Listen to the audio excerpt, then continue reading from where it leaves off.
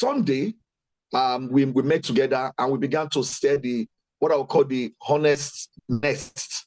Okay, we began to talk about it. We looked at Elijah as a case study of this thing that we talk about it, but sometimes we don't realize it. And the theme was when strong men, and I would like to add women, when they grow weary. When strong men and women grow weary.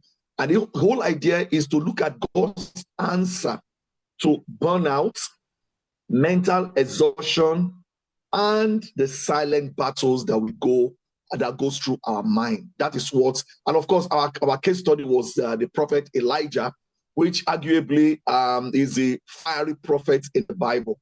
I'm just going to go quickly to just look at some of the points that we made on Sunday. I know some people have asked me, oh, you spoke only about men. What about the women? Yeah. Well, it was Men's Day, okay? It was Men's Day. And it's not a competition. It's Men's Day. But you can learn a lot from the things that has to do with men. But today, but I had to show someone my sermon notes. I say, hey, there's actually a point where we're going to bring the women in. So there are some things that we've been told in our society, even our children. I recall when many years ago when our son was just in secondary school and he was in ISL, and on Fridays we all used to meet at University of Lagos to have what we call the sport devo. I remember because he was tall, so you mistake him for somebody of the age of the campus student. So they were playing soccer and he was tackled and he fell, bruised himself, and he was bleeding. Then the brothers, they come around and was, Henry, don't cry. Boys don't cry, men don't cry. And I quickly and immediately stopped there. I said, guys, stop. Men cry, boys cry. And again, it is our society. It's not that they mean bad, but that is what we grew up hearing. Men don't cry. Men are not supposed to show any sign of emotion. Emotion is seen as weakness. All right. They'll say, oh, you are doing jolo jolo. Your emotion is like weakness. You're not a real man. Real men are supposed to take the pain. In fact, we have a tribe, I think it's a Fulani tribe in the north, if I'm not mistaken, where part of the ritual to get married is that the groom will receive some serious stroke of not just cane, like stick on his back, and he must not flinch. He must not show. But today many people are exhausted today.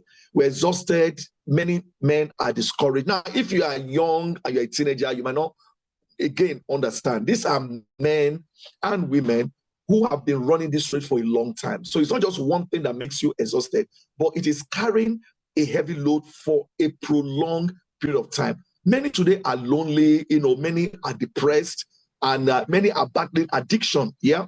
When we talk about addiction, don't just think about drug addiction. Okay, it could be habits, other habits. It could be overeating. It could be drunkenness. It could be screen time. It could be pornography. It could be anything. So a lot of people that have become an escape route for many people. So some today are beginning to wonder whether people are even noticing them. Like if I even die today, nobody will notice me. So we talked about men not crying, which is a lie. The society tells us men don't cry, men don't complain, men should not show weakness. Men, when you have, we need to figure yourself out. Whenever you're stuck, figure it out. Be strong. So people begin to suffer silently. And many of us here, in the past, since Sunday, I've gotten numerous phone calls, SMSs, people that I want to talk. And I wish I'm able to respond to everyone. Because again, if I do, I'll be preaching, I will not be practicing what I preach. I'm going to also be burnt out. So we are looking at these things. So because Satan has given us that lie, and his strategy is to steal, to kill, and to destroy. So he wants to destroy. We began looking at several examples of the burdens that men carry right from creation. God made man and he gave him responsibility. So men have been carrying responsibility. They have to show that they are responsible. Even before the woman came, men have been carrying responsibility. So we have to work hard. We have to, be financially strong. There's financial pressure. People think about how can I provide? There's marital pressure. How do I lead my family? There's parental pressure. There's spiritual pressure. There's career pressure. There's emotional pressure. And here in Nigeria, we put everything. Men are basically valued primarily for what they provide. We are providers. Okay, men are constantly seen as providers in our days, and women are valued for who they are. Be the woman, but for a man, say, what are you bringing to the table? Unfortunately, right now, for some men, there is no even table at all. So we looked at this thing about godly men are becoming broken. People think spirituality is a guarantee that you're going to be broken. It's not true. We looked at the life of Moses. Now, if for any reason you didn't listen to that class is online, either on my YouTube channel or the Ikeja YouTube channel. We look at the life of Moses, who cried out that he cannot carry these people anymore. Moses was exhausted. Look at the life of David. He said, his soul is downcast. We looked at the life of Job. And Job, he said, why did I perish at birth? Job was wishing that he was born a stillbirth. We look at Jeremiah. Jeremiah cursed the day that he was born. And of course, we looked at the life of Jesus, who cried out that his soul was overwhelmed to the point of death. Now we began to look at the life of Elijah. After all those miracles that he performed, calling fire down from heaven, making sure that the prophets of Baal were all slaughtered and everything, but this guy became afraid and ran away. He won great victory in his life. He defeated people who were false prophets. He called down fire. Then when threats comes, you see that same person breaking down. For some of us, that threats might come from your health. Sometimes it might come from your career. It might come from your social status. It might come from your finances. It might come from your parenting. It might come from your marriage. The thing that hits you is as if everything you've ever built has disappeared. It is also real. Now, remember, this man we talked about is not a weak man. He was one of the strongest men in the Bible. So we looked at signs of burnout. Okay, burnout happen when strong people, not weak people, when strong people begin to have carried too much for too long. And I share about my life. I have carried too much for too long. I carried too much for too long, where I was not taught to say no, where saying no is not an option, where you just have to keep doing it. People ask and you give. So here are the, and you might want to write it down. Of course, this thing is being recorded. You're going to have it. There are 5 signs, just looking at the life of Elijah that we found. 5 signs that Elijah was burned out. Number 1, emotional exhaustion. And I'm going to go ahead and explain that afterwards. It's not just like, okay, one day you are tired. No. He said, I have had enough. Number 2, isolation. He left everyone behind. People begin to withdraw. You see, they will sit alone. Everything is not happening in their head. Number 3 is that hopelessness. He said, God, take my life. Number 4 is this distorted thinking. You are just thinking, I'm alone. Nobody is going through what I'm going through. I'm the only person going through this. You are not seeing anything. You only see yourself. And there's of course there's physical, depletion. He was exhausted. He was hungry. He was tired. So many men, today 5 similar signs. There were 9 signs that I shared on Sunday. And the 9 sign that you become irritability. Everything gets you. Any small thing gets to you. Number 2 is anger, uncontrolled anger. Number 3 is withdrawal. Number 4 is emotional numbness. Whatever happens, you're just there. Something happens, you cannot even express how you feel. You're emotionally numb. Then you may have sleeping problems. I'm going to talk about that also. Sleeping problem. Then you might have constant fatigue. I say everything just tire me. You'll be saying it. We without knowing. It's like there's no strength. Even when you sleep and wake up, you still feel very, very tired. So there's that constant fatigue. There is loss of motivation. The things that you used to do, that used to bring you joy, all of a sudden stop giving you joy. You don't want to do it again. You don't want to go to work. You don't want to see anybody. You don't want to hang out, nothing again. So there's loss of motivation, and then that person might go into addiction. When you run away from one thing, you might going to run away to another thing. There's something that we say, we reject by accepting. We accept by rejecting. So you cannot reject and stay alone. When you reject, you embrace something else. So sometimes it now become addiction. You might just be watching, screen time. uncontrollably. You're always on your phone 24/7, even at work. Your just, what are you doing? You are just YouTuber. You cannot communicate with the world anymore. Or you are watching movies, or you are always going to go and hang out where they are playing soccer, or you get into some drinking habit, all kinds of pornography, all sorts. Then you have suicidal thoughts. People can have suicidal thoughts. I'm going to be addressing that also. Remember the 10 questions that I said we're going to be addressing? I'm going to be talking about today. So the church must stop pretending, all of us. We must stop pretending that these things don't happen to us. We must stop pretending that it is not our portion, because we live in the real world. So, what is God's response to broken men and women? I like to add. And that is where I want us to think about right now. You see, mental health is a sickness. It's not like whatever. It's as serious as somebody coughing. It's as somebody bleeding from the nose. That's how we see it. So what does God do first? And we asked that question on Sunday.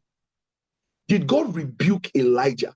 The answer is no. Sometimes some of us have got to rebuke people who are trying to explain things that we cannot comprehend. We say, come on, sister, come on, brother, come on, man, you need to man up, bro. The Lord is your strength, whatever. I have done it, and people have done it to me also. It is a culture, and this culture, we have to change that culture.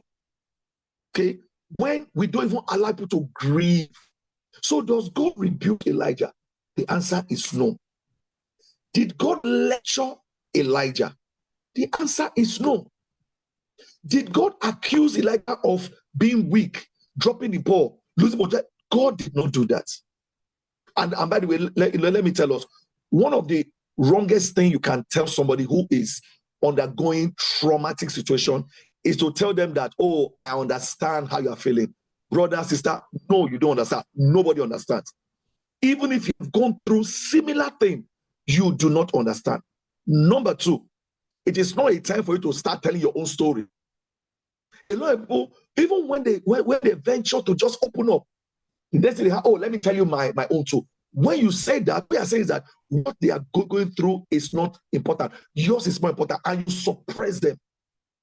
So please, we need to learn to listen actively. It's an art. You have to learn to listen. Listen with your eyes. Because we know that over 70% of what people communicate, it is not from words. Only maybe about 5% is from what they say. Watch their eyes. Watch everything. What did God do? God gave this man rest. God said, it is time to rest. God says, sleep.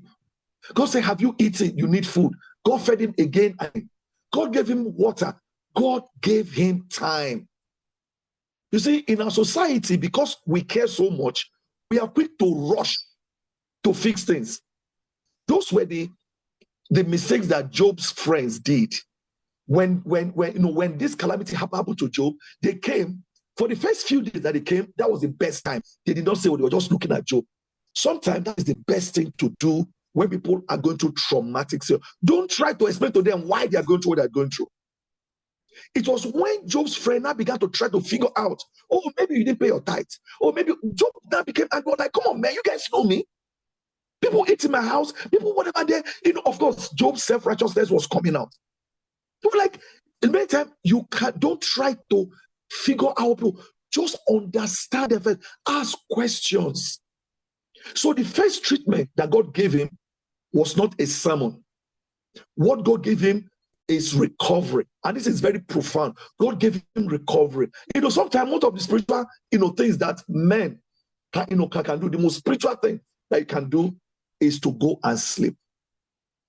Just to give you a place to sleep.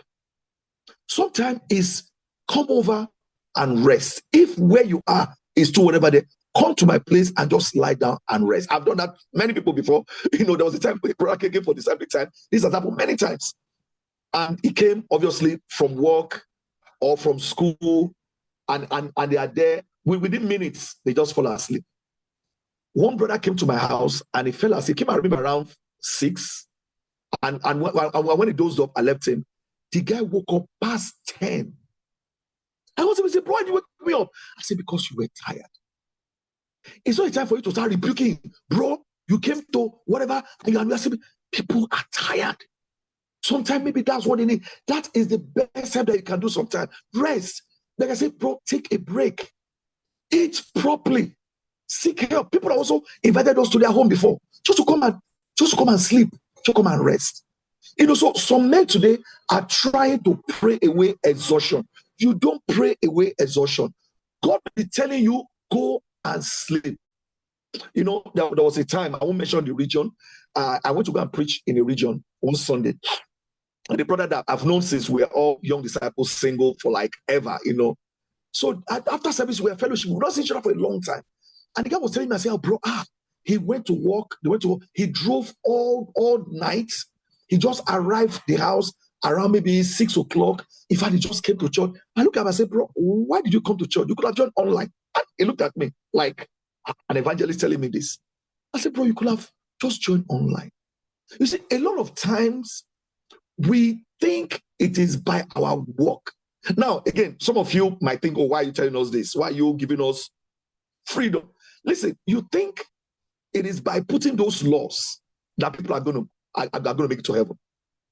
So what happened? So we begin to share things like, I've had people share things like, wow, I was sick.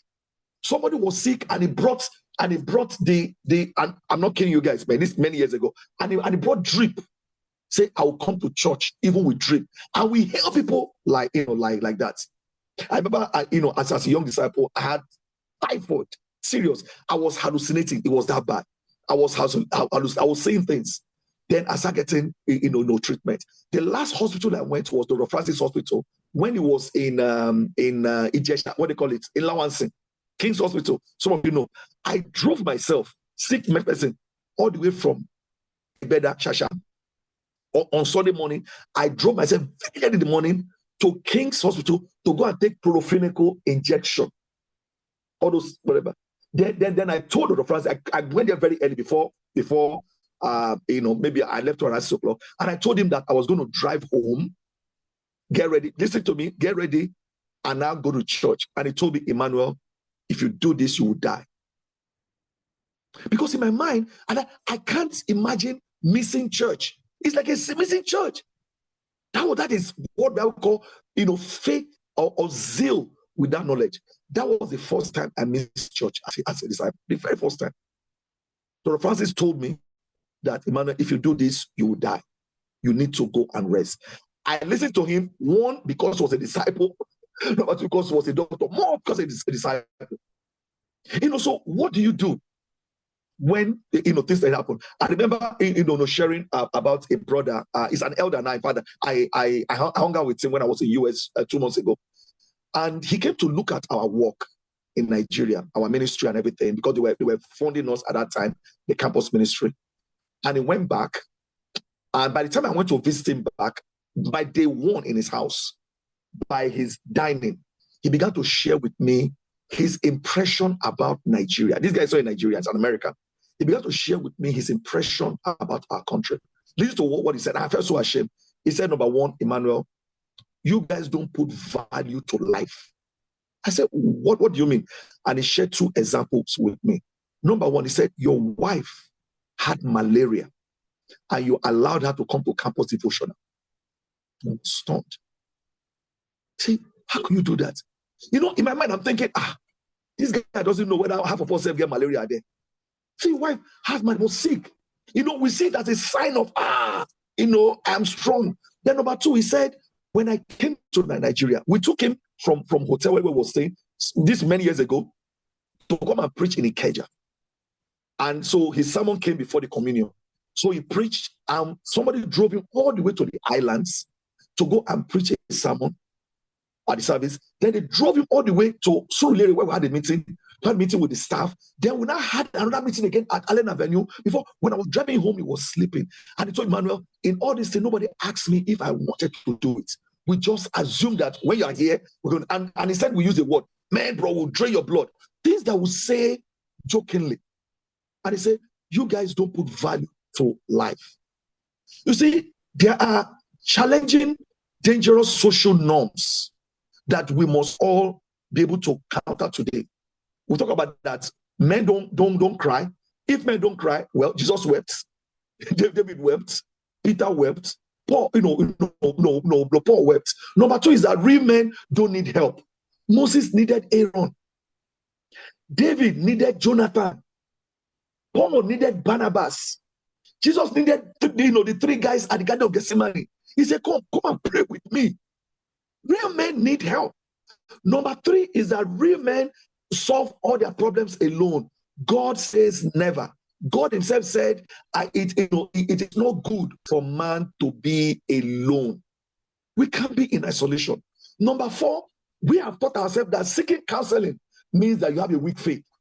Oh, why are you seeking counseling? Go and pray, pray about it. Listen, it is not everything that you need to pray about.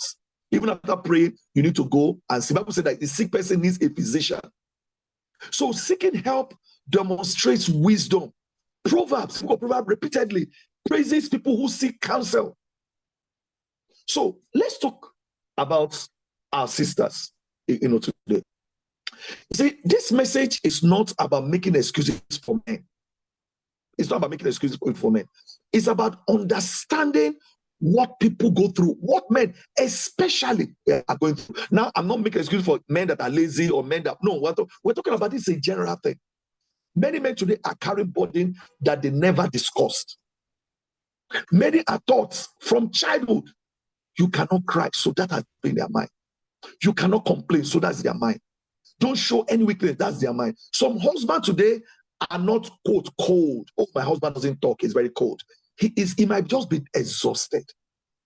And let me encourage us, women. You see, I don't think I've met any man who brags that he knows everything about a woman.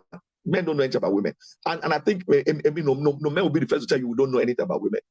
But many times we've seen women who think that they know everything about men.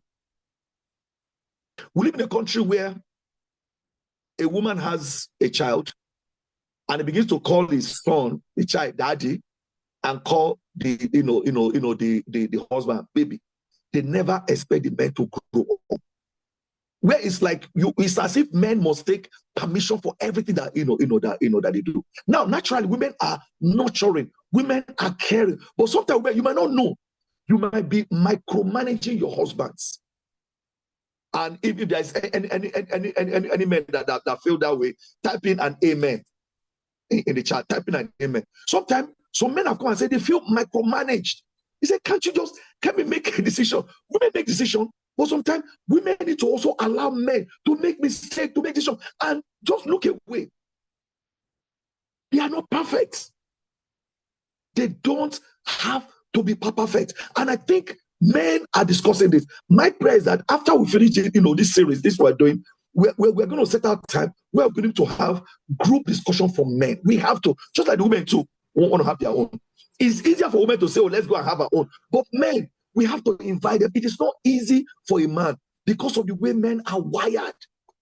So you need to know that the first thing about knowing who a man is that you don't know what men are.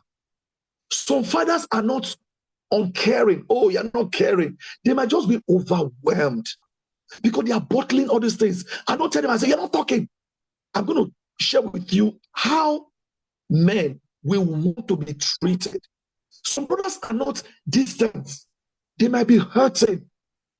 Many men today, they need appreciation more than criticism. You see, when you tell a man they are doing well, it boosts his ego. That's men like things like that. Tell what, because they are always doing things. When you tell a man you are doing well, when you encourage a man, men like words of affirmation, no criticism. Now there's a need for encouragement more than comparison. I mean, is it not easy? We can have many sermons for men.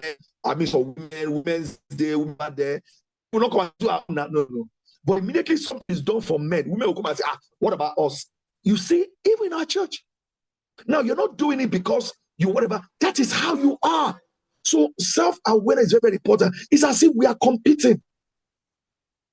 Sometimes some men don't want to go to some parties.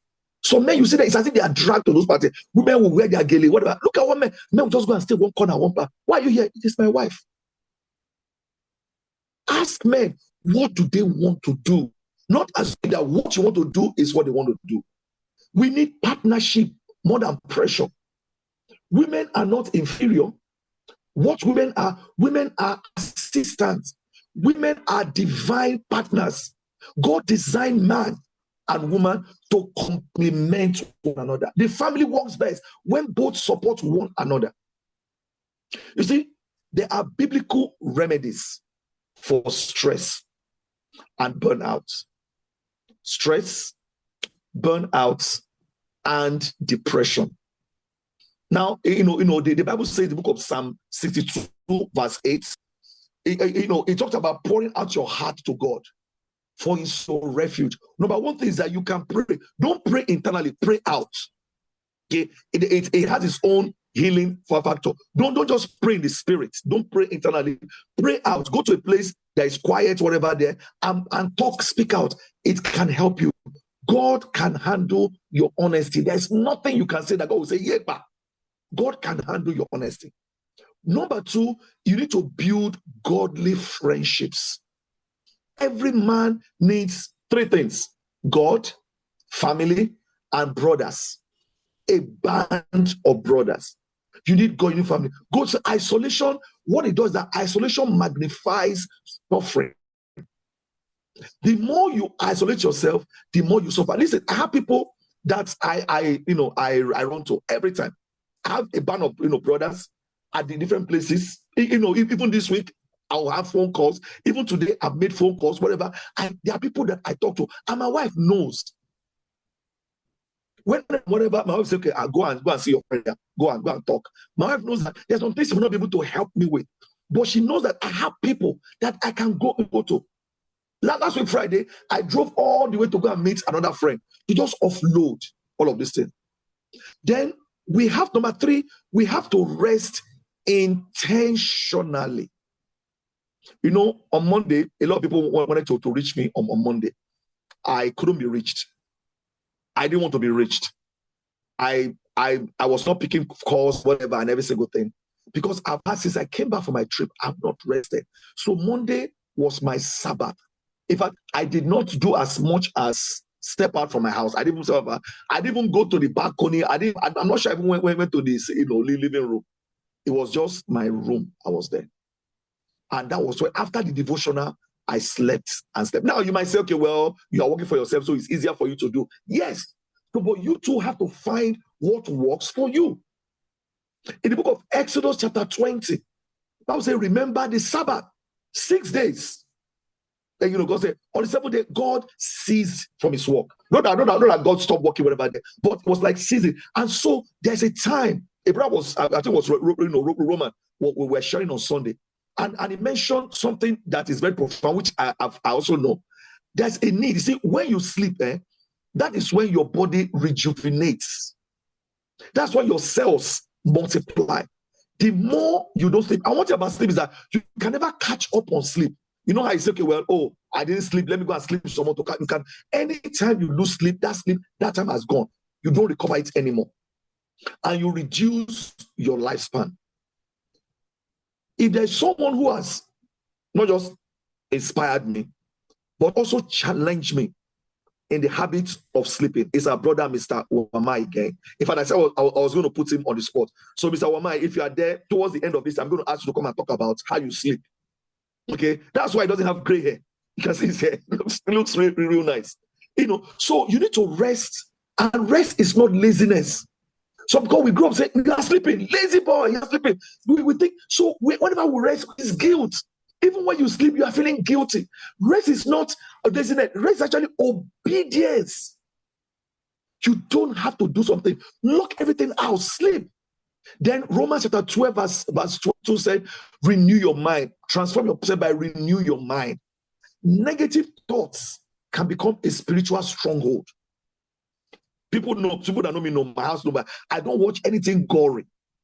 All these videos that people send or people being killed, whatever, I don't watch them because it's not good for me. I don't watch horror movies. It's not good for me. Not that I don't care about what happens in the world, but it is not good for my mental health. When you see it, you cannot unsee it. When you see it, you can't remove it from your mind again. And what you need to do is to replace lies with truth. Satan gives you light, replace it with the truth. Then seek help early. If you have persistent depression, if you have anxiety, if you have suicidal thoughts, if you have trauma, if you have addiction, then you need to speak to someone. Speak to a trusted friend. And listen, man, it is not a time to judge anyone. Nobody's going to be disfellowshipped. Nobody's going to whatever. No, that is not what we do. We are here to heal. Speak to a trusted friend. Speak to a mature Christian. Seek out a counselor. A qualified mental health professional can help you. You see, faith and professional help are not enemies. They can actually work together. They can work together. Then learn to share your body. Galatians chapter 6, verse 2. I would say, carry each other's burden. And in this way, you fulfill the law of Christ. I believe that the church should become a safe place for everyone. Not a place where people pretend. Not a place where men and women pretend. It should become a place where people are healed, men and women. I want to know that God is not finished with you. No matter where you are now, you are not alone. God has not finished with you. You will still have to do things that God wants you to do. Your failure is not final. Your exhaustion is not your identity. How are you feeling? I'm tired. How are you feeling? After a while, it now become your identity. That exhaustion is not your identity. Your depression is not your destiny. Your anxiety is not your future. Your burnout is not the end of your story. God sees you. God loves you. God still has purpose for you. And you have to tell yourself that. You have to begin to renew your mind. So today, brothers and sisters, are you tired? Do you feel that exhaustion? I didn't even know I was there. After a while, I didn't want to do anything again. Nothing interests me anymore. My mind was tired. But I didn't know I was undergoing trauma. Are you carrying burden alone? Are you carrying more than you can shoulder? Are you carrying? I tell you guys, man, there was a time, even as a married person, I will do ministry from Monday till Friday. Then on Saturday, maybe we'll go for a function with my wife and our son, very small. From that function, in the nights, I won't go home. I will go to Ujuelega. I'll go and take the last bus, night bus, that will take me out. In fact, one time I even stood. See, right? I'll go all the way to Onitsha, all night, all the way to Onitsha.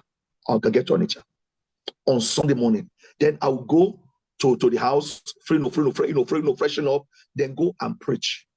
After preaching, then go and study Bible with people. Then disciple the whole brothers, the whole church, until later in the evening, I'll not go to Opiweka Road. I'll not take another night bus to come back to Lagos. And NEPA says, is it the time to strike? All right.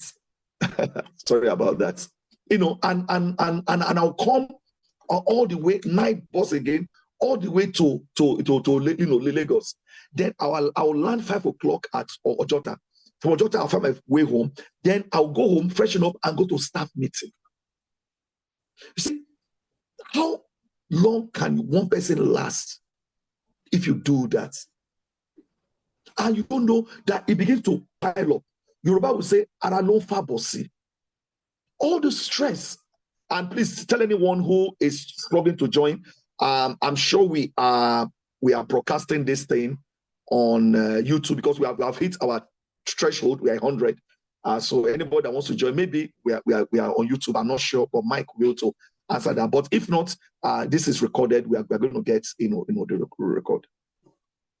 So now, let's talk about those questions that I raised up on Sunday. On Sunday, I asked us that we should go and think about several questions. But before I go into those questions, I would like to ask, does anybody have a question right here? Does anyone, if you have a question, put up your hand. Put up your hand. If you have a question, then we'll be able to unmute you. Then you'll be able to speak. If you're in a place where you cannot speak, you can type in whatever question that you have. Are there questions? Put up your hand so that we'll know if you have any questions. Put up your hand if there are questions. All right. Now, let me get a feedback. Can anybody hear me? Mr. Adesoya, can you hear me? All right. Okay, can hear you. Yes. Okay. Many of you, thank you very much for the feedback. Many of you probably want to keep your question to the last. It's okay. All good. All good. You see, we live in a world that it is easier to get stressed. I mean, look at me right now. I'm doing this, and then I will just strike. Do you know what that can do in your mind? Many of us, you're coming back home. Like I was telling some of our Yubo friend that that I met in Turkey. I said, you know why we are so religious? We're very religious in Africa because the things that we pray for are the things that you guys take for granted. Somebody is coming back home. We don't know his prayer and say, God, please, so make paper don't take light or whatever. You're already perspiring, you're already sweating. Even though you pay for the light, it's prepaid. You pay for the light. Or you're saying, hey, God, do make a strike or whatever. You are praying for. So the thing is that those things alone can put stress on you. The cost of petrol.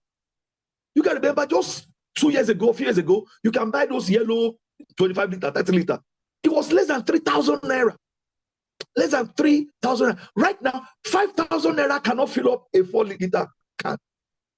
If you want to know how bad inflation is in Nigeria, the cost of petrol, will give you that. So let us quickly go to question number 1. Question number 1. Again, like I said, this class is not for men, just for men. This class is for wives, for parents, for young adults, for church leaders. It is for anyone who wants to understand how God helps people to navigate this emotional, suffering that we're talking about. One of the greatest mistakes that Christians make is a lot of time we assume that spiritual maturity makes us immune. It will never happen to us because you're a Christian. It makes us immune from emotional struggle. And that's why when Christians begin to struggle emotionally, they can't talk because you already told people that I can never struggle. But the Bible teaches us the opposite. Godly people can struggle. Faithful people can become discouraged. Strong disciples can become exhausted. The question is not whether the struggle will come.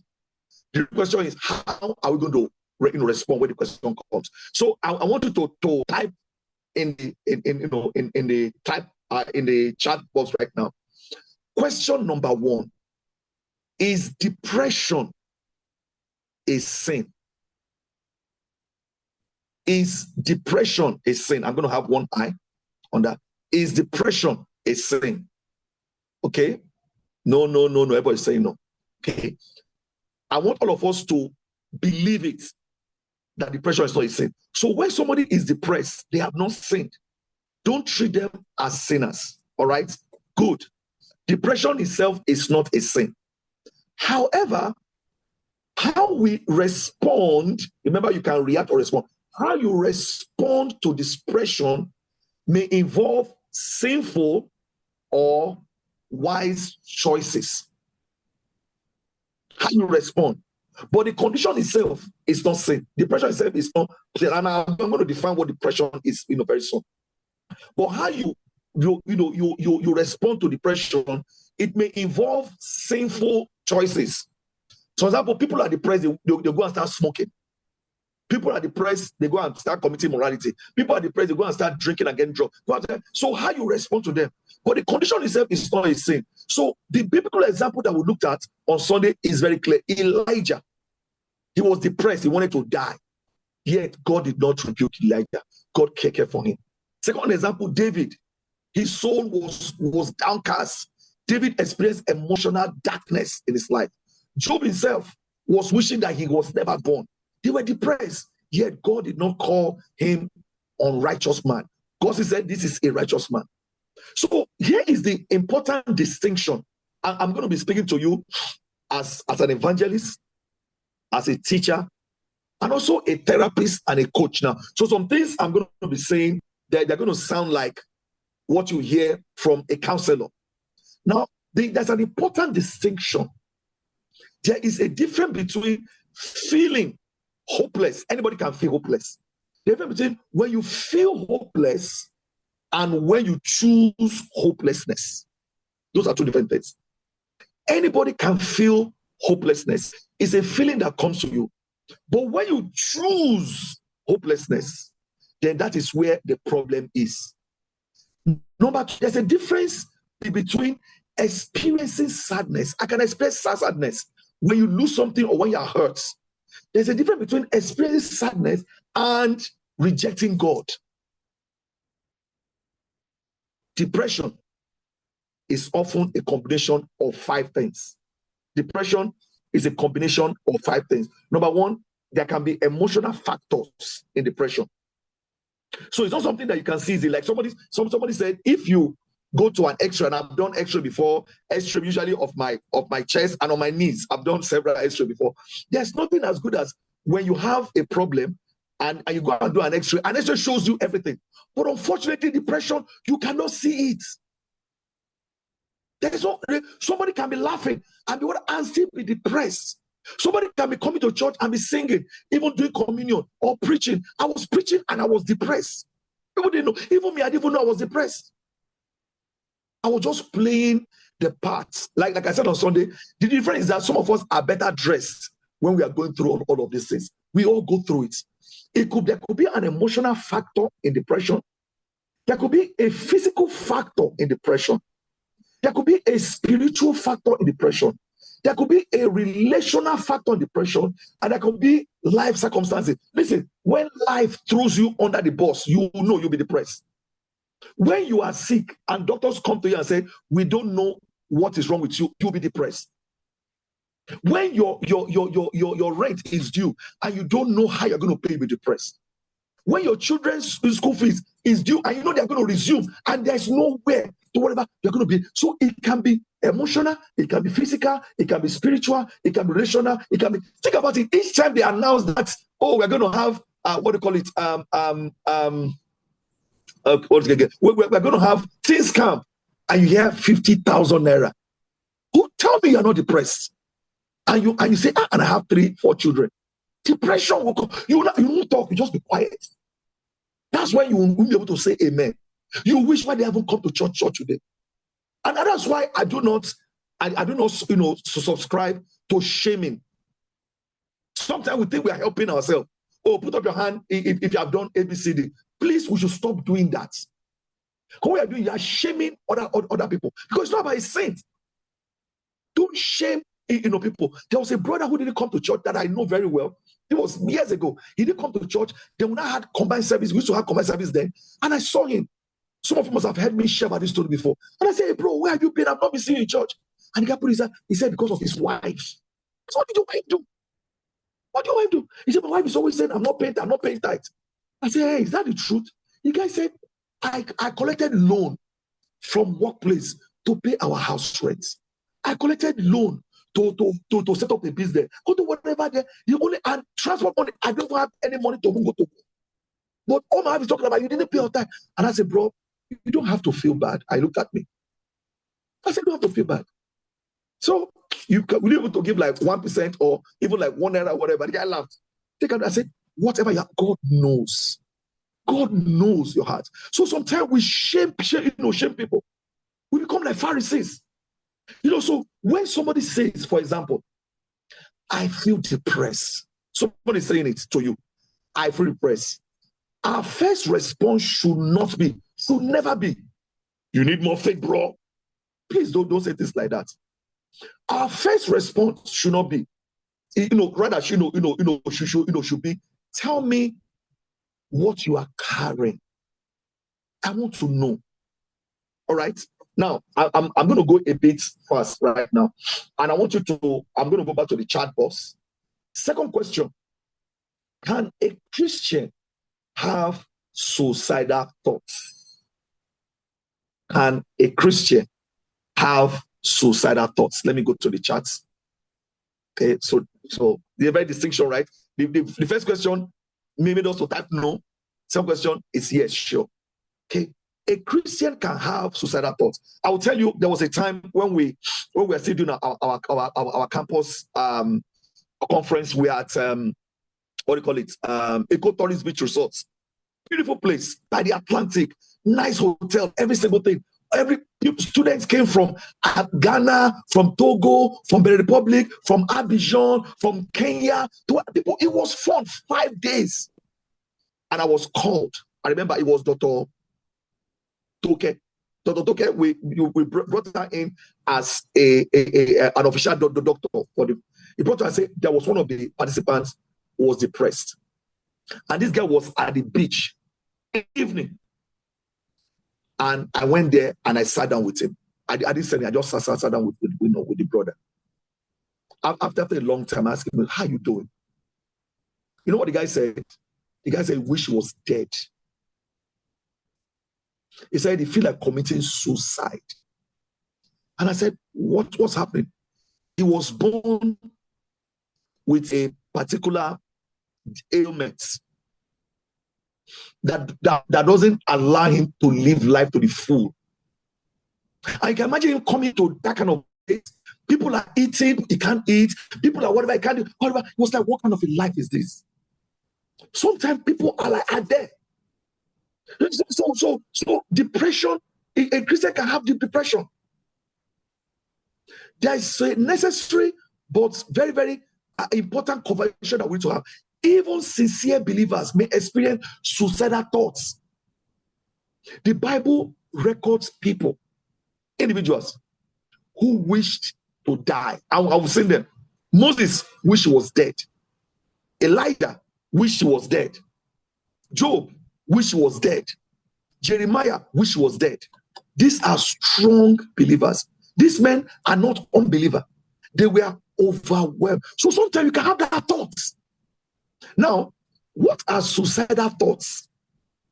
Suicidal thoughts often arise when you and I, a believer, a person, when a person believes four things. You can actually add more, but 4 things. Number one, when you believe that nothing will improve, you've given up.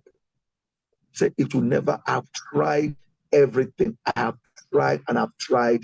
Nothing can work anymore. Number 2 is that nobody understands me. Even when I'm sharing with them, nobody understands. Listen, my wife, we were in Lorraine. We led the church grew, the church did. We moved the church from one place to Kwara Hotel. We had staff, we had everything. Then boom, we need to move to Lagos. Boom, we moved to Lagos. Within weeks, we need to go and plant the church. Boom, we went to go and plant the church. Under very horrible circumstance. This is a woman who just had a baby, a 4-month-old baby. She had postnatal blues. People didn't understand every single thing. Sometimes we walk ourselves to death, all in the name of ambition that we have for God, and we cannot say no. You see, this happened when you begin to say nothing will improve. How will you respond to a disciple when it comes to you and say, I'm seeing things? What will you say to that person? Or I'm hearing things. Or somebody is carrying a baby and saying, I feel like I just threw the baby on the floor. Whatever. That is a sign of burnout. Where you are running and running, there's no time to rest. Nobody understands you. Their burden are permanent. It can never go away. They are trapped when you feel you are trapped. Now, here are the warning signs. I'm going to give you 5 warning signs. People like that might begin to just throw away the things, give away their possessions. Say, well, this world, there's nothing in this world anymore. You see them just start giving things away. There's no more attachment. They are always thinking about death frequently. They have extreme withdrawal. There's this sudden hopelessness. They will have statements like, everybody will be better without me. Yes, they don't need me. If I die today, nobody, the more will move on without me. I am tired of living. When sickness hooks you, when failure hooks you, when financial body hooks you, when marital pressure, when whatever, you might get to that level. So question is, what should you do as a Christian? Number 1, and I'm going to give you more answers than the problem. Okay, I'm going to give you like 7 things that you can do. Number 1, never dismiss such statements. When you hear people say that, don't say, bro, don't worry, they just go hang out. Take them seriously. Number 2, never spiritualize them away. The Lord is your strength. I can do all things. Take them seriously. Take them seriously. Number 4, listen. Listen to them. Stay present to them. Look at them when they're talking. Mirror them like we do when we're counseling. Mirror them. When they are sad, feel their sadness. Sometimes they'll be talking, they will start crying, they will start to laugh again. That is what it can do to you. Stay present. Then contact family. It's a time we need to look for, are there people that you love around? Are there family members? Even today, I got a call from somewhere. Somebody who was tired of work, tired of everything. So I just want to run away. I felt that way too. Then seek professional help immediately. Seek professional help immediately. For our church, we can begin to respond also. The church should be a place where people can say confidently, I am struggling. Jesus Christ said, my soul is overwhelmed to the point of death. We should to say, bro, man, nothing, bro, I never chop. I'm hungry. I've not eaten. Somebody asked me before, say, brother, I've not eaten since yesterday. I was driving. Guess what? I pulled over immediately. Thank God I was on the highway. I pulled over. I said, yeah. Send me your account number now. How will you feel? How will you go to sleep if your sister or brother have not eaten anything? People like that, but people are just carrying on. And do it without fear. Do it without judgment. Question number 5. How do I know if I'm burnt out or I'm just tired? How do we know? Do I know if I'm just tired or just burnt out? I know what it means to be tired. And if I spread burnt out is different. But I was telling him one time, I said, the more I sleep, the more I feel tired. He said, I'm talking about one time, I am tired in my tired. You know, your tired has a tired. You know, when your boo has a boo, something like that. You know, one day I told somebody on a Monday morning, I said, this is the Mondayest Monday that ever Mondayed. You know, you wake up and you're like, God. One day I told my wife, I said, I wish today was Saturday or Sunday. I didn't feel like going to church. I was so tired. Say, I wish today was Saturday. There's so much. There's activities here, activities there. Tiredness usually improves after you sleep, after you rest, or when you take a day off. Tiredness will, usually will go. But burnout persists even after you rest. It's like in your rest, you'll be resting. I mean, you'll be tired in your rest. You wake up and you feel even much more tired. I have been there. And I didn't know what I was going through until people start telling me, this is what you are going through. Burnout may include emotional exhaustion. I have nothing left to give to the world. Burnout may include you becoming cynical. I don't care anymore, Joe. Anything that happens, let me just die. Can you imagine a disciple? And God said, I was walking on the street and I felt like walking into a trailer. You told me that before. I felt like just walking through that. I was tired, was exhausted. So the pressures of life was too much. I know what it means for my wife to be so sick, and I lay beside her for 1 month by a corner in the room. 1 month praying and believing God that she's going to get well. When she couldn't walk, I had to carry her and put her on a trolley, wheeling her on an airport so we can catch in the next flight. When she had to learn that she can't breathe, she can't move. People can get to that level. You know, when you're exhausted, you begin to reduce effectiveness. You cannot function the way you used to. People say, but you had, because somebody has told me before, Emmanuel can baptize, whatever. And the more I heard it, believe you me, I felt more angry. And in my head, I was like, is that the only thing I'm good for? Is that the only thing I'm good for? As a workhorse? You know, so you have to take some practical burnout test. 5 questions you may have to ask yourself today. Question number 1. Do you feel constantly drained? As in constantly drained. You may be burnt out. Have you ever become emotionally numb? Nothing happening concerns you anymore. The world is falling. I told you how I slept during an earthquake. I was tired. Are you losing joy in the things that you once loved? The things that used to make you excited, all of a sudden, you can't find joy in them, and you don't know why. Are you becoming usually irritable? Any small thing, you just snap. If anybody say hello, you are like, why you? Are you like that? Number 5, do you dread responsibilities that you once handled very easily? Still, nobody should give me anything. No. Some people say, I don't want to lead anymore. I don't want Bible school. I don't just leave me alone. When people say that, we think, bro, you are insane. They are not. They are brutal. These are people who have been doing those things for years, 10 years, 20 years, 30 years. The same thing, carrying the body. Some people, they've drained them financially. People collect from them, but they don't give to them. So even if several of these answers for you is a yes, then maybe burnout is developing in your life. But I'm not going to leave you without giving you some hope, because there's some, what I would call some prevention strategy. Schedule your rest before crisis comes. Remember that illustration I showed you guys? When we should fill up our tank is when it's at a quarter tank. So they said this is when you should rest. But when we actually fill it up is when we start showing red. Now we know that petrol is like anything. Some of us are living just by the skin of our teeth. We are just barely surviving. Then you need to build margin. Don't block activities back to back. I've done that for many years. But have a time to say, no, I'm not going to do anything. Then, very important, learn to say no. I didn't say no. Learn it. Because I never knew I could say no. In fact, when I began to say no, people thought I was proud. Yes, they would think you're proud. Oh, you better come and do this one. I'd rather not. I really do it. But what about me?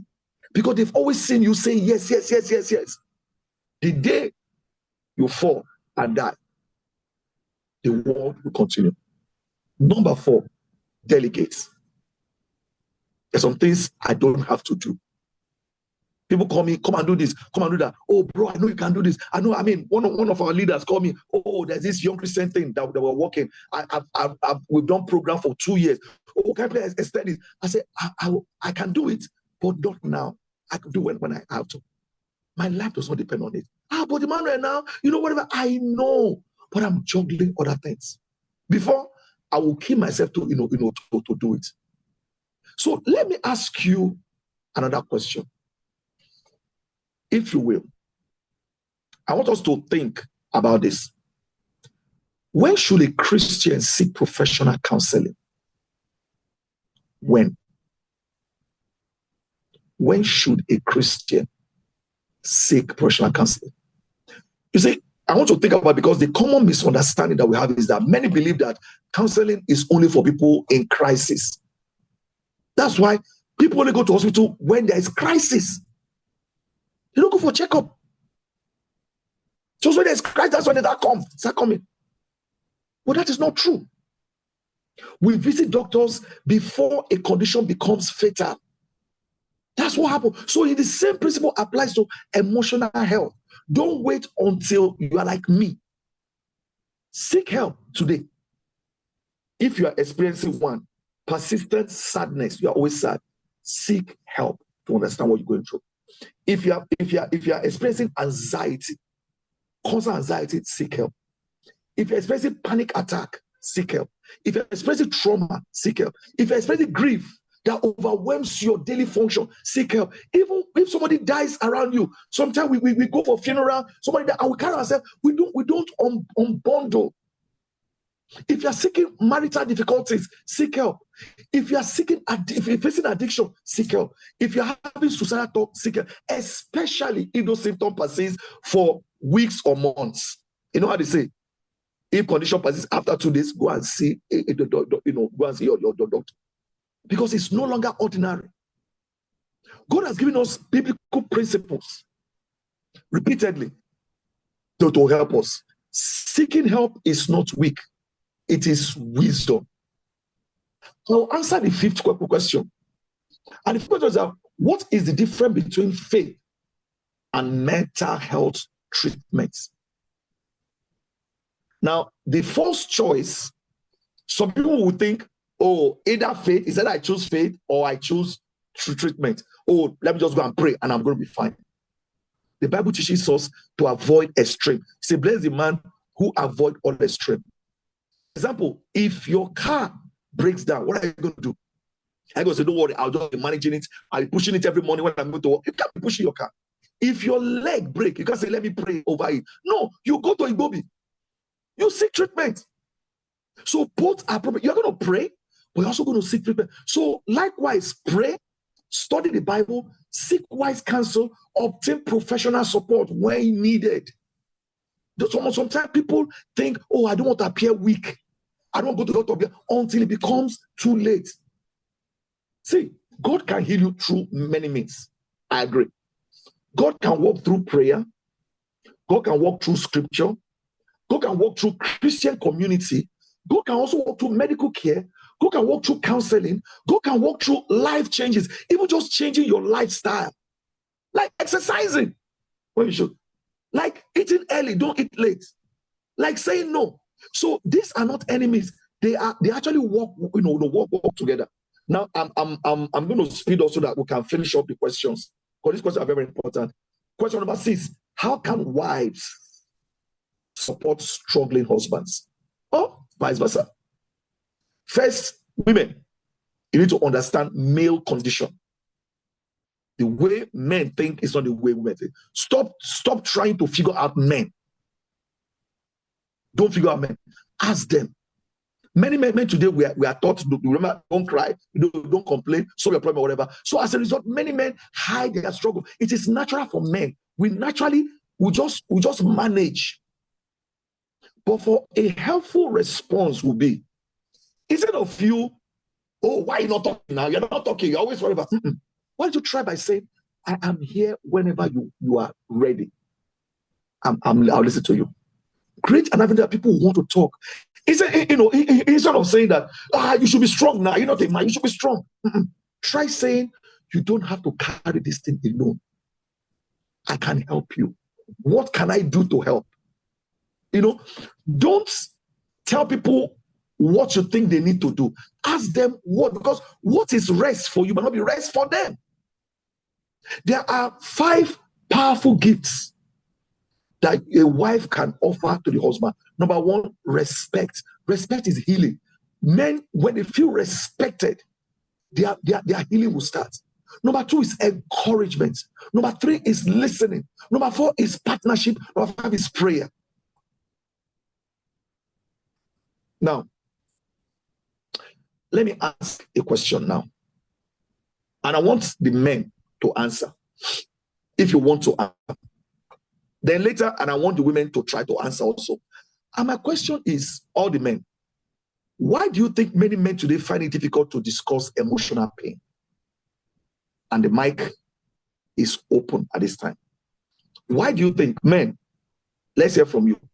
Why do you think that many men today struggle to discuss emotional pain?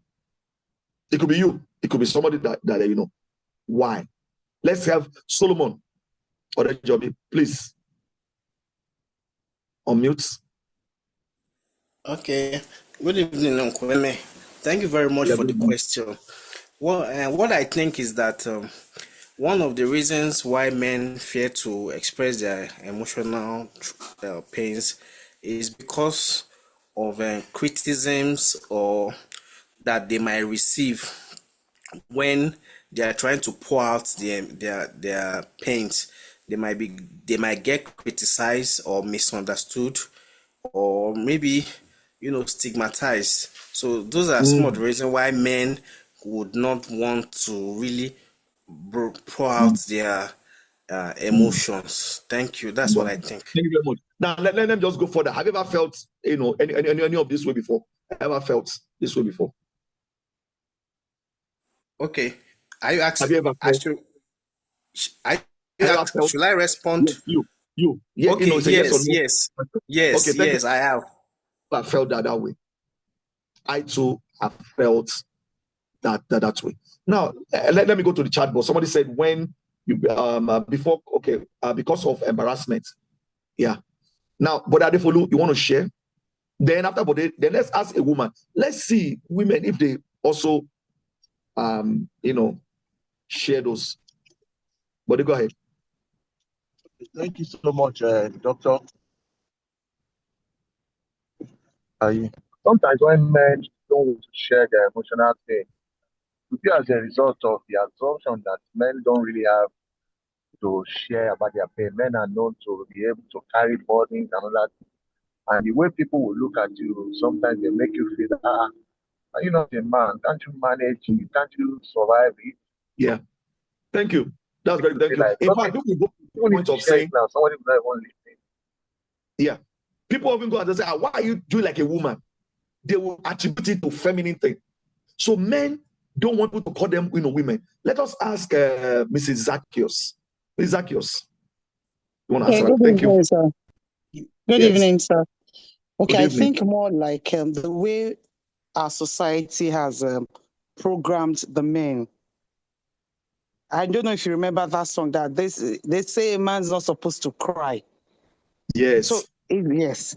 So the society has programmed the man that no matter what happens, no matter what you go through, you should stand strong. You should be a man. Societal expectation has shaped men that way. It's believed that, and of course, people attribute it that the woman is a weaker vessel. So it's a woman that's supposed to talk. She's the one that's supposed to cry, but a man shouldn't. A man should be strong. So I think it's the societal, the society has shaped the man, has programmed the man, and the way most of us were brought up. Thank you. Exactly. Thank you very much. They'll say, why are you doing like a woman? Should be do like a man. It will be DK. Do like you are a man. I don't be, and when you do that, you say, nah, you be man. You see, that goes. So that means we are not supposed to talk. Many men today just keep quiet. Let me go on because of time. Let me just go on and share some of the stuff I have. So why do they feel that way? You have answered the question. So how can single men? Let me talk about single men. How can single men build emotional resilience? Now, this is very important because one of our brothers was talking or whatever. The world we live right now, listen, we are in danger. I want you guys to believe right now. We are actually in danger. There is little and less and lesser interaction going on. People today, we work from home, virtual assistant, virtual secretary, virtual. Why those things might be convenient? You see, scientists have studied and said people who work together in the same workspace, there's something it does to you. Being able to see a human being just like you, even the competition that you face at work, where I look at the way that guy dressed, can we make you insecure? Those things are healthy. Right now, we are getting more secluded. Those days we used to go to cinema to go and watch. Right now, you can stay on your phone and watch our cinema. Things that we used to do together, communal things are becoming less and less. So how can single men, women, how can you build emotional resistance? The common challenge here is many single people are living in emotional isolation. Even in church, you see them in church. First time, they don't have to fellowship. We live in a world where when a man decides to talk, they say you are being a talkative. I'm a boy, I'm a boy. So men just keep quiet. So we're now living in a virtual world. What do we do? Just pick up phone. Even in church, we're on our phone. Even at home, we're on our phone. I'll begin to repeat it. So we don't have deep friendship anymore. Who are your best friends? Oh, I have over about 3,000 connections on LinkedIn alone. I can't remember how many I have on Facebook. But I can tell you, I don't know 99% of any of those people. I don't know them. So, and the people you are talking to, are they human beings? Now, God has blessed us with AI. Right now, people seek input from AI. They talk to AI. And sometimes AI tell them to go and do things. So when you lack deep friendships, when you lack who is holding you accountable. I mean, there's a brother called me today from another country and was sharing some life changes that they want to make, whatever they, and I told him, you have to do this, do that. And I said, bro, I'm going to hold you accountable. Who is holding you accountable? What is the support system that you have? Today, you can stay in our home and order food come to us. We don't have to go out. This week I went with my wife to my 12. It was great. I went to, what do you call it? To market. For the first time, the fruit market. And I felt good. We're like, wow, this is awesome. Just interaction alone. There's a biblical model. David had Jonathan. Paul had Timothy. Jesus had a circle of friends. Who are your friends? So today, we need to develop some spiritual habits, all of us. Habits of prayer, yes. Bible study, yes. Worship, yes. But also healthy friendship. You need to find trustworthy brothers. I was asked a question about 2 months ago in a place, say, who are your go-to people? Person. I said, I don't have one. And I said, when I need this is my go-to person. If it's this one, so I have a lot of people and I need more. Because like you, maybe I grew up in isolation. You might not know it, but I'm heavily introverted. But God is helping me out. So the purpose is to serve one another, strengthen one another. It's good for your physical health. Exercise, sleep, nutrition, not eating, nutrition. See, what you do in the body affects the mind. So what role should our church play in men's mental health? I mean that our church shouldn't be just a place to come and worship. We love the worship and every single thing. It's also a spiritual family. Our church should provide safe conversation where people can talk freely. Men should be able to admit their struggles. Number 2, we should provide accountability, strong relationship. Number 3, we should provide mentorship. Older men, Bible says, should mentor younger people. Older women should mentor. We should have people mentoring, practical assistance, helping struggling families. People today who are struggling. Prayer support, spiritual encouragement. You see, there's a dangerous church culture that we need to look at. And that culture is that we don't discuss problem here. Why? That is not good news. See, that culture, what it does that it produces hidden suffering. People begin to suffer in a corner. Healthy church creates same space for everyone. So how do we balance provision? We have to do our best. How do we balance with leadership? How do we balance with self-care? In Nigeria is a big challenge. Many men believe today that if I stop, everything stops. So I have to keep going on. That beliefs create enormous pressure. It creates enormous pressure. There's a biblical principle. Even Jesus Christ withdrew to a place to rest. When my work began to affect my mental health, when my work began to affect, when it becomes a pressure, what do? You step back. You step back. Mark chapter 6, verse 31. Come with me by yourself to inquire and get some rest. We need a healthy balance. We need to work diligently to provide, yes. We need to guide our family spiritually to lead, yes. We need to protect our health by resting, yes. We need to maintain relationship by connection, yes. We need to maintain being rooted in God for worship, which is very, very important. A burnt out man or woman cannot effectively leave his family. You cannot leave your family. You cannot take care of yourself. Because if you don't think that taking care of yourself is selfish, then we have failed as a church. What will you do if somebody calls you and said, I'm so tired. I've been working wherever there. And you won't see me in church today. I'm going to do Zoom. What comes to your mind first? Okay, bro, it's a week. Is that the first thing that comes to your mind? Some people have even told me to cancel Zoom. I said, why should I cancel Zoom? Do you know that people who are traveling, there are students who are doing NYC, there are people who are in a place where there's no church. This is their connection. Because our society, we are work-based. It's just work. Yes, still worship, yes. So what practical habits can prevent burnout. And this is where I will stop. I'm going to repeat myself again. Daily time with God. Not a duty. Can you imagine somebody? I told you, somebody said, I cannot pray until I brush my teeth. Why do you want to put that burden on yourself? Because that person grew up when they say, the parent will say, you're talking to me, go and brush your teeth. So they carry it into the church. A brother told me that as a single brother. Say, bro, you are praying, have you brushed your teeth? I said, no. Do you talk to parents without brush your teeth? I said, well, I don't know the kind of home you grew up with. You put your burden. I've been in a situation where we're praying, standing up, brothers, and I put my hand in the pocket. The brother rebuked me. What do you have in your pocket? Can you talk to your father? You have your pocket. I said, why? We begin to put all kinds of religiosity into our lives. Spirituality now becomes a duty, not nourishment. So when you sleep, you feel guilty. There was a time that a brother came to my soul. I'm so sorry. The morning devo, I overslept. I said, bro, myself, I don't oversleep. Myself. So it's not about duty. You need to aim for consistent rest. You need to exercise movement, reduce stress, move around. You have a healthy relationship. Isolation increases your vulnerability. When you are alone, Satan can come after you. Then learn to create healthy boundaries.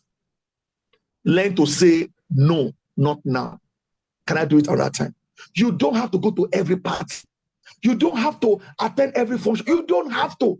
When you know that you are burning out, then be emotionally honest.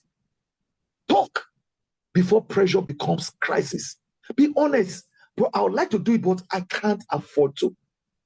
You are putting burden. There's a shabby here you do. They are adding you to a group. Sitting by day. You are putting, and you've not paid school fees. How is it to say, bro, hey, I love you, whatever, but I can't contribute this time? Be honest. Have purpose. Remember why you are doing what you are doing. Purpose is what sustains persistence. It's already 8. I can go on and on. But I would like to stop here. Now, here's what I want to do. My prayer is that this class will trigger something new in our church. In family groups, men, let's get together. Women, let's get together. Let us, but just today, we're just going to share our body. I would say, cast your burden on me because I care for you. Please just burden. Nobody should rebuke anybody.